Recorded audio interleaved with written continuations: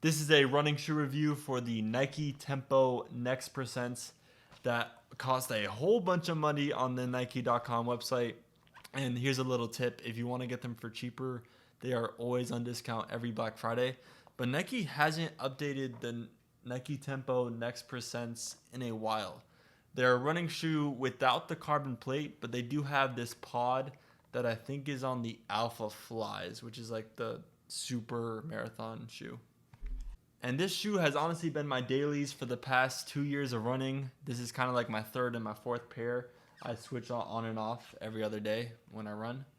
And honestly, overall, I have zero complaints, but I do have a lot of insight on what I'm doing in my future running shoe purchases and just overall my deep dive opinion on these.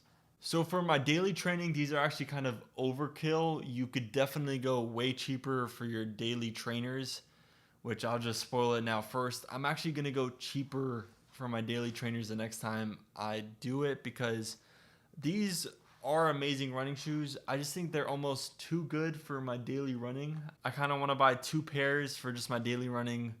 One of these pairs for just speed runs, and then just like my marathon shoes, specifically the Vaporflies or the Alpha Fly.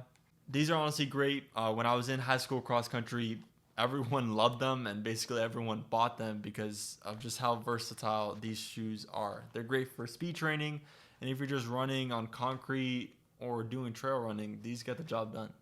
I've gotten some compliments on the Nike swoosh and the red and black design, even though these are worn out.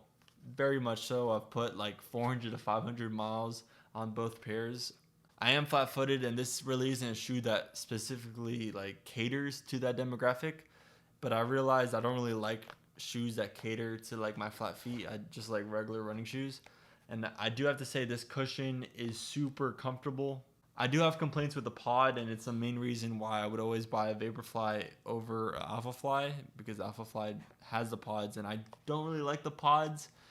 As you can see on the other side, the pod has broken completely compared to the other side, as you can clearly see.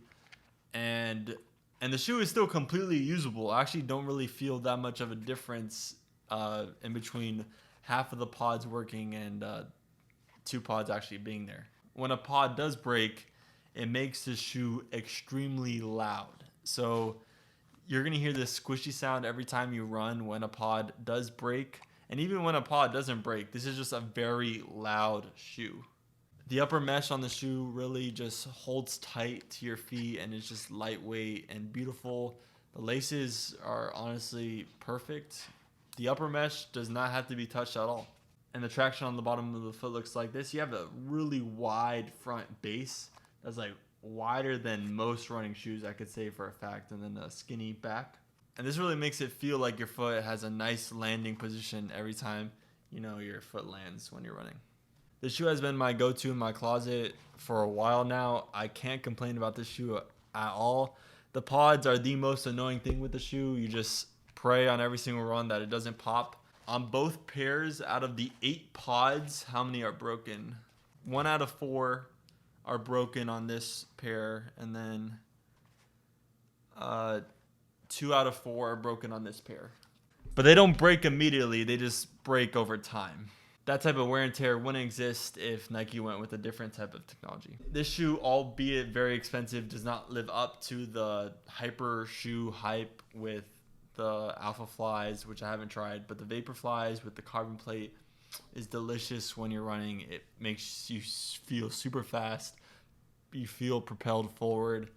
And those shoes, if you could grab them for your races, that's amazing. And these really are speed shoes that can be your everyday shoe. I've been using it as an everyday shoe. It works for me, but they might be too good for everyday shoe.